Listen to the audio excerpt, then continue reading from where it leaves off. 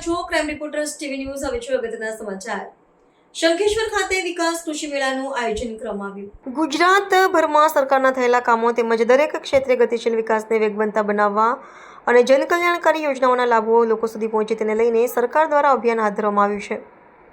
એક તરફ સરકાર દ્વારા વિકાસ રથયાત્રા દ્વારા લોકજાગૃતિ કરવામાં આવી રહી છે, સાથે સાથે કૃષિ વિકાસ માટે કૃષિ મેળાઓ સરકાર દ્વારા યોજાઈ રહ્યા છે, જેનાથી ધરતીપુત્રોને પ્રાકૃતિક ગાય આધારિત ખેતી અંગે માર્ગદર્શન મળી રહે, સાથે પશુપાલનમાં વૃદ્ધિ થાય અને લોકોને રાસાયણિક દવા ખાતર મુક્ત ખોરાક મળી રહે, જેથી લોકો રોગમુક્ત બને તેવા પ્રયાસો સરકાર દ્વારા કરવામાં આવી રહ્યા છે. આવું જ કૃષિ મેળાનું આયોજન શંખેશ્વર કુંવારદ રોડ ઉપર સિંદુરમાના મંદિર ખાતે કરવામાં આવ્યું હતું. તેમાં પ્રસંગે જગુદણ કૃષિ વૈજ્ઞાનિક શર્માજી અને ધરતીપુત્રોને પ્રાકૃતિક કૃષિ ખેતી અંગે માર્ગદર્શન પૂરું પાડી ખેડૂતોને માહિતગાર કર્યા હતા. સાથે શંખેશ્વર તાલુકામાં પ્રાકૃતિક ખેતી કરતા ખેડૂતોએ તેમના પ્રતિભાવો રજૂ કર્યા હતા, જેમાં ટુવડના જાગૃત ખેડૂત ડી.કે. રથવીએ ખેડૂતોને જણાવ્યું હતું કે આપણા વડિયાર વિસ્તારમાં ખેડૂતોને માથા દીઠ જમીન ધરાવતો ખેડૂત છે, પરંતુ ખેડૂતોમાં જાગૃતિના અભાવને કારણે અને ક્યાંક કુદરતી આપત્તિ નડી છે, પરંતુ જો આ વિસ્તારનો ખેડૂત જાગૃત બની પ્રાકૃતિક ખેતી તરફ વળે તો લાંબા ગાળે મોટો ફાયદો થાય.